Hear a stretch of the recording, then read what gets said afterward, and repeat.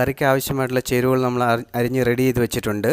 2 കഷ്ണം ഇഞ്ചി നീളത്തിൽ അരിഞ്ഞത്, പച്ചമുളക്, വെളുത്തുള്ളി, 5 ഇതള് കറിവേപ്പില, കടുക്, ഉലുവ, കാശ്മീരി ചില്ലി പൗഡർ. ഇത് നമ്മളിടുന്നതെന്ന് വെച്ചാൽ കളറിന് വേണ്ടിയിട്ടാണ്.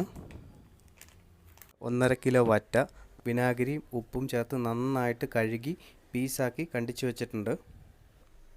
കറിക്ക് ആവശ്യമായുള്ള കുറച്ച് കുടംപുളി വെള്ളത്തിലിട്ട് വെച്ചിട്ടുണ്ട്.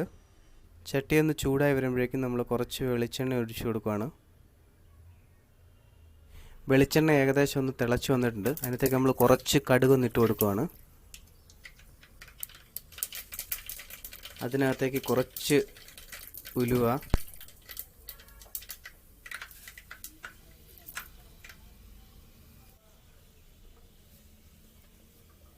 അത് ഏകദേശം ഒന്ന് മൂത്ത് വരുമ്പോഴേക്കും ഇഞ്ചി അതിനകത്തേക്ക് ഇട്ട്, പച്ചമുളക്, വെളുത്തുള്ളി എല്ലാം കൂടെ ഇട്ടിട്ട് നന്നായി ഇളക്കി കൊടുക്കുകയാണ്.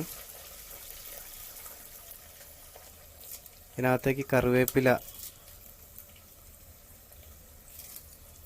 ഒരു 4-5 ഇതൾ കറിവേപ്പില എന്നിട്ടിട്ട് മിക്സ് ചെയ്ത് കൊടുക്കുകയാണ്. നമ്മൾ മൺചട്ടിക്കകത്ത കറിയൊക്കെ വെക്കുമ്പോഴല്ലോ ആ കറിക്ക് തന്നെ ടേസ്റ്റ് ഡിഫറൻ്റ് ആണ്.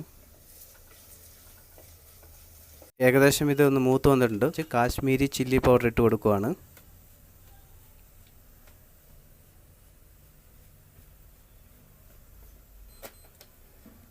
അതോടൊപ്പം തന്നെ നമ്മുടെ നാടൻ മുളക് പൊടിയും കൂടെ ഒരു എരിവിന് വേണ്ടിയിട്ട്. നമ്മൾ കാശ്മീരി ഇട്ടത് ഒരു കളറൊക്കെ ഇട്ടാനാണ്.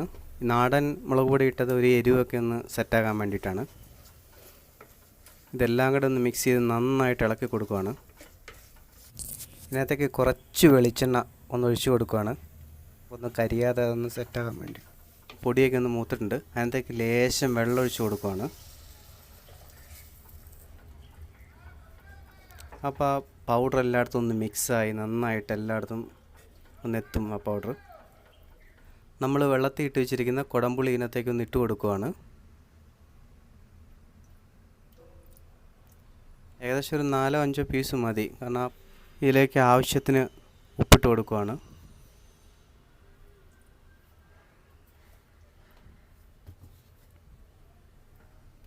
എന്നിട്ടൊന്ന് ചെറുതായിട്ടൊന്ന് ഇളക്കി കൊടുക്കും. ഈ ചാറ് ഏകദേശം ഒന്ന് ചൂടായി വന്നിട്ടുണ്ട്. ഇതിനകത്തേക്ക് നമ്മൾ കഴുകി വെച്ചിരിക്കുന്ന മീനിൻ്റെ പീസുകളൊന്ന് ഇട്ട് കൊടുക്കുകയാണ്.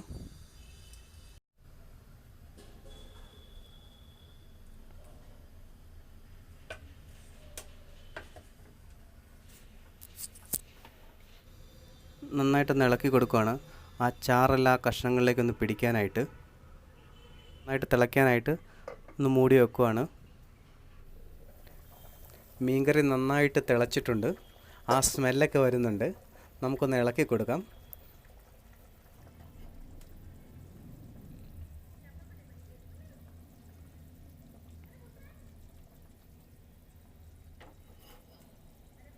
തുറന്ന് വച്ചിട്ട് വേവിക്കാം.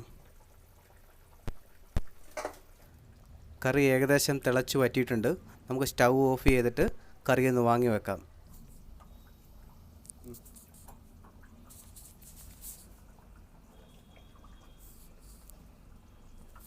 നമുക്ക് ഉണ്ടാക്കി വെച്ചിരിക്കുന്ന കറി ഈ പാത്രത്തിലേക്കൊന്ന് സെർവ് ചെയ്യാം.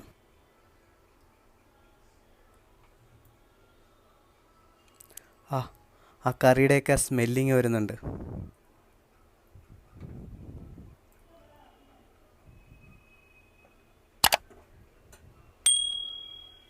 നമുക്ക് കറിയുടെ കൂടെ കപ്പയൊന്ന് കഴിച്ചു നോക്കാം.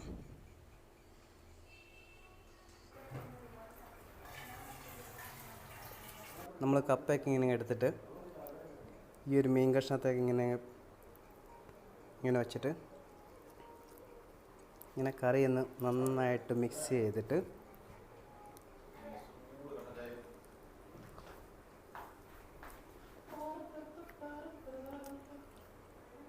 അടിപൊളി. ആ സ്പൈസിയും അതുപോലെ തന്നെ പുളിയൊക്കെ നന്നായിട്ട് പിടിച്ചിട്ടുണ്ട്. അടിപൊളിയായിട്ടുണ്ട്.